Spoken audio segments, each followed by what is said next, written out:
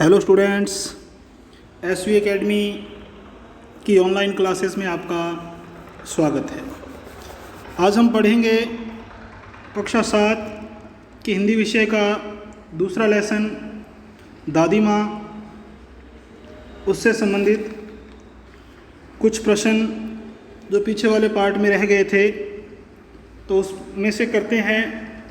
पहले हमने प्रश्न किया था उसमें कि आपने इस कहानी में महीनों के नाम पढ़े, जैसे विभिन्न नाम थे और इन महीनों में मौसम कैसा रहता है, तो इसको हमने पढ़ लिया था। उसके पश्चात दूसरा प्रश्न है, इसमें अपने अपने मौसम की अपनी अपनी बातें होती हैं, यानी कि जो मौसम होता है उसकी अपनी ही विशेष बात होती है। लेखक के इस कथन के अनुसार यह बताइए कि किस मौसम में कौन कौन सी चीज़ें विशेष रूप से मिलती हैं। तो किस मौसम में कौन सी चीज़ें मिलती हैं? मुख्यतः दो ही सीजन्स होते हैं, गर्मी और सर्दी। तो उसकी बात करेंगे, हम उत्तर में लिखेंगे हर मौसम में अलग अलग तरह की चीज़ें मिलती हैं।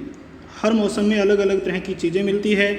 गर्मी के मौसम में खरबूजा, तरबूज, ककड़ी आदि फल मिलते हैं। सत्तू और शरबत का प्रयोग होता है। हल्के सूती कपड़े पहनने में अच्छे लगते हैं।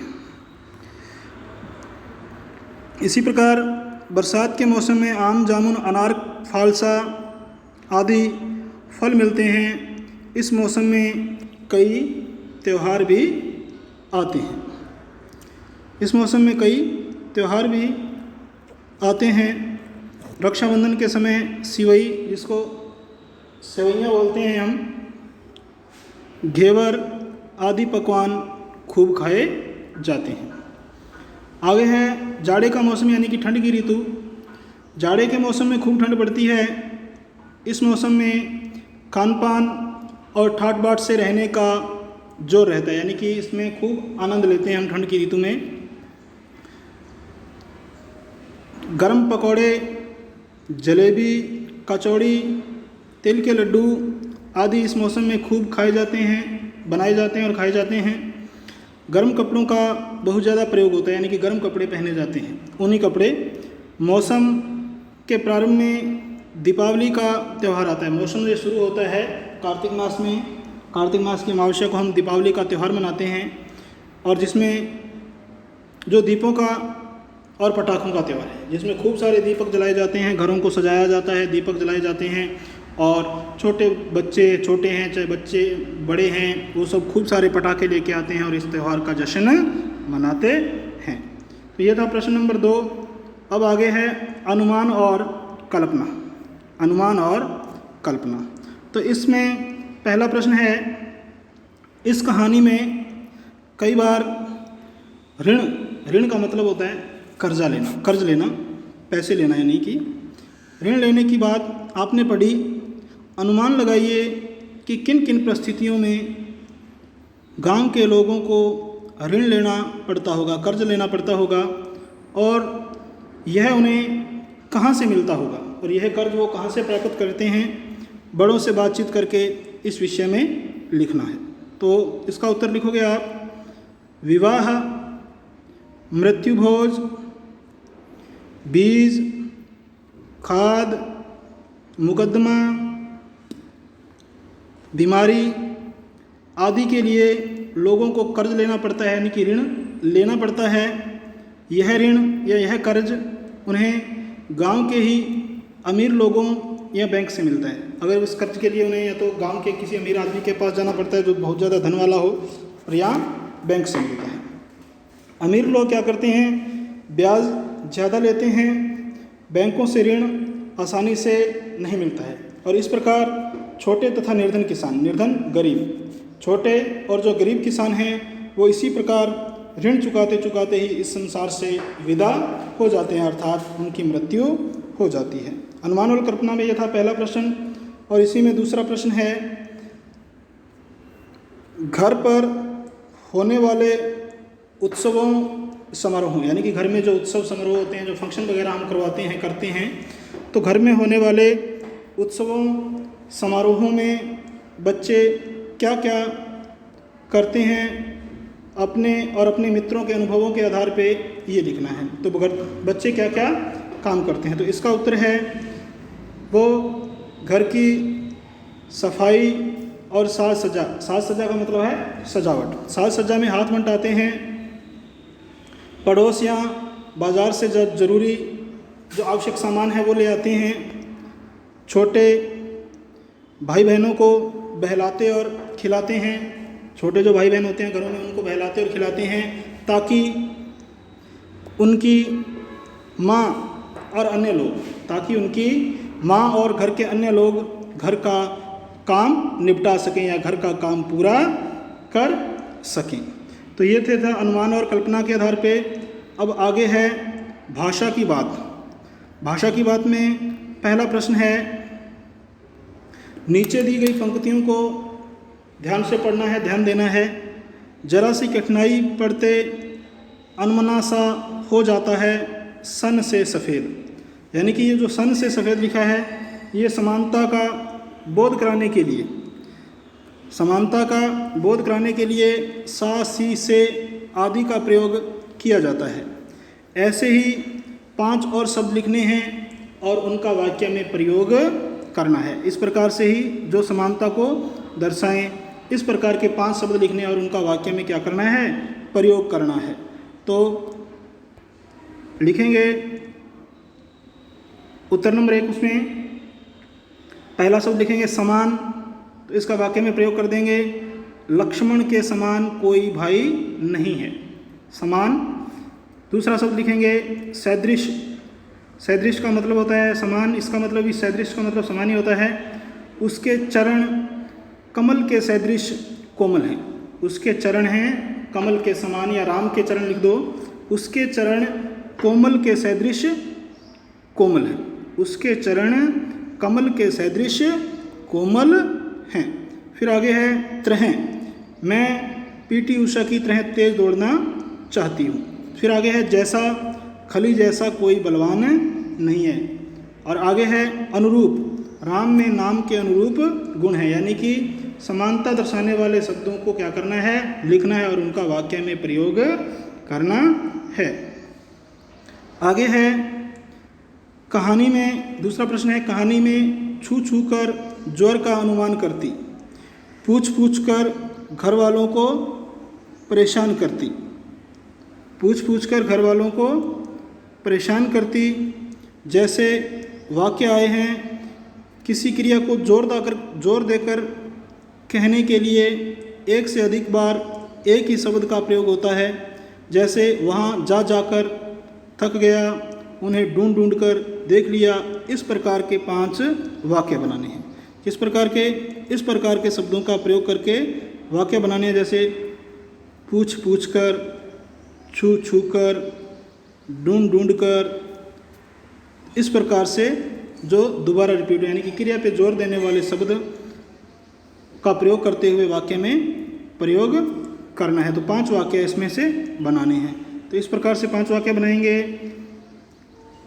पहला है, उसने रो रो कर सारा हाल सुनाया। उसने रो रो कर सारा हाल सुनाया। दूसरा लिखेंगे, गर्मी में तप तप कर पानी भाप बन गया, वाष्प बन गया, यानी कि स्टीम। गर्मी में तप तप कर पानी भाप बन गया। तीसरा लिखेंगे, लड़के ने हठ कर कर के पैसे लगवा दिए, यानी कि लड़के ने जिद कर करके। तो ये क्रिया शब्द हैं जिन पे क्या किया जाता है, विशेष जोर देके इनको बोला जाता है। लड़के ने हठ कर करके पैसे लगवा दिए। आगे है चौथा, पानी बरसते बरसते 2 दिन हो गए। तो बरसते बरसते इसको थोड़ा जोर देके बोलेंगे, पानी बरसते बरसते 2 दिन हो गए। इस प्रकार से 5वां सेंटेंस होगा, 5 बजते बजते वह गांव पहुंच जाएगा। अब कई बार अपने लिखते हैं ना, हम शाम होते होते घर पहुंच जाएंगे, है ना। तो इसी प्रकार से इन प्रकार के शब्दों को, इस प्रकार के शब्दों का प्रयोग करके, इस प्रकार के शब्दों का क्या करना है, प्रयोग करना है और 5 वाक्य बनाने हैं। आप अपनी तरफ से और भी बना सकते हो। जैसे उसने यह काम थकते थकते ही कर दिया, वह चलते चलते गांव पहुंच जाएगा। तो इस प्रकार से अन्य भी आप सेंटेंस बना सकते हो, वाक्य बना के प्रयोग कर सकते हो। और आगे है इसका तीसरा और अंतिम प्रश्न। जैसा कि है बोलचाल में प्रयोग होने वाले शब्द और वाक्यांश। कोई शब्द है या किसी वाक्य का अंश है, दादी माँ कहानी में है, इस कहानी में हैं भी खूब सारे हैं। इन शब्दों और वाक्यांशों से, इन शब्दों से और वाक्य के अंशों से पता चलता है कि यह कहानी किसी विशेष क्षेत्र से संबंधित है, किसी क्षेत्र विशेष से संबंधित है, क्योंकि इसमें ग्रामीण आंचलिक शब्दों का प्रयोग इसने किया है। इसलिए लगता है कि वास्तव में ये किसी क्षेत्र विशेष से लिखी हुई कहानी है। ऐसे शब्दों और वाक्यांशों में क्षेत्रीय बोलचाल, यानी कि जो किसी क्षेत्र विशेष की बोलचाल है उसकी खूबियाँ होती हैं। उदाहरण के लिए निक्सार, उदाहरण के लिए निक्सार जिसका अर्थ होता है निकास, बरहम्मा, उरीण, चिवड़ा, छोंका इत्यादि शब्दों को देखा जा सकता है। यानी कि ये आंचलिक शब्द हैं, ग्रामीण क्षेत्रीय शब्द हैं। इन शब्दों का इस कहानी में खूब सारा लेखक ने प्रयोग किया है। इन शब्दों का उच्चारण अन्य क्षेत्रीय बोलियों में अलग ढंग से होता है। यानी कि इन क्षेत्रों में अगर इन शब्दों को किसी अन्य क्षेत्र में बोला जाए तो उनका उच्चारण अलग ढंग से होता है, अलग तरीके से होता है। जैसे चिवड़ा को चिड़वा, चुड़त्र, पोहा, और इसी तरह छोंका को छोंक या तड़का। जिस प्रकार सब्जी वगैरह के तड़का हम लगाते हैं, छोंकते हैं, तो उसको छोंक भी कह देते हैं, तड़का भी कह देते हैं, भी कहा जाता है। निक्सार, उरीण और बरहम्मा शब्द क्रमशः निकास, उरीण और ब्रह्मा शब्द का क्षेत्रीय रूप है। इन शब्दों के क्षेत्रीय रूप हैं। कौन से? निक्सार, उरीण और बरहम्मा। इस प्रकार के 10 शब्दों को बोलचाल में या उपयोग में, बोलचाल में उपयोग होने वाली भाषा या बोली से एकत्र करना है और अपनी कक्षा में लिखकर क्या करना है? दिखाना है। तो इसको भी आप अपनी अभ्यास पुस्तिका में करोगे। तो इससे संबंधित प्रश्न है, उत्तर है इसका। जैसे आंचलिक शब्द हैं दियो। क्या है? दियो, जिसको हम क्या कहते हैं? सामान्य हिंदी भाषा में तो दिया या दीपक कहते हैं, परंतु क्षेत्रीय भाषा में क्या कहेंगे उसको? दियो। आगे है कुलक्षण। कुलक्षण यानी कि बुरे लक्षणों वाला, तो इसको हिंदी में कहते हैं कुलक्षण, परंतु क्षेत्रीय भाषा में क्या कहेंगे? कुलक्षण। आगे है भाड़ो, जिसको आम भाषा में प्रयोग करते हैं तो किराया होता है, परंतु क्षेत्रीय भाषा में क्या कह देते हैं? भाड़ो। इसी प्रकार आगे है लक्ष्मण। क्या है? लक्ष्मण। इस शब्द का अपने क्षेत्र में भी बहुत प्रयोग होता है। वैसे सही रूप होता है इसका लखन या लक्ष्मण, तो इसको क्षेत्रीय भाषा में क्या बोलते हैं? लक्ष्मण। आगे है मंतर। मंत्र ये भी क्षेत्रीय शब्द है, परंतु वास्तविक रूप में ये होता है मंत्र। वास्तविक रूप में क्या होता है? मंत्र। थोड़ा सा उच्चारण में ही फर्क करना होता है अपने को इसमें। आगे है पवित्र। पवित्र, पवित्र को सही रूप में कहते हैं पवित्र। तो ये पवित्र सामान्य आंचलिक भाषा का शब्द है, क्षेत्रीय भाषा का शब्द है। आगे है विरक्ष। विरक्ष, वृक्ष को क्या बोलते हैं? कुछ क्षेत्रीय लोग विरक्ष बोलते हैं, विरक्ष। तो वास्तविक रूप में होता है वृक्ष, परंतु क्षेत्रीय भाषा में इसका प्रयोग होता है विरक्ष।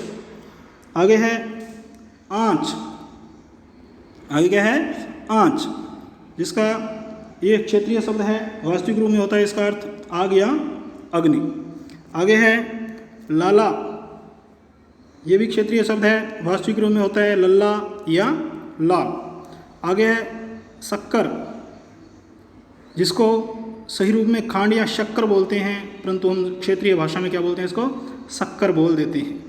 तो ये लेसन आपका पूरा हो जाता है यहाँ। और आज के लिए स्टूडेंट्स इतना ही। आगे हम आगामी लेसन पढ़ेंगे। आज के लिए इतना ही। आपका दिन मंगलमय हो। Have a nice day. धन्यवाद।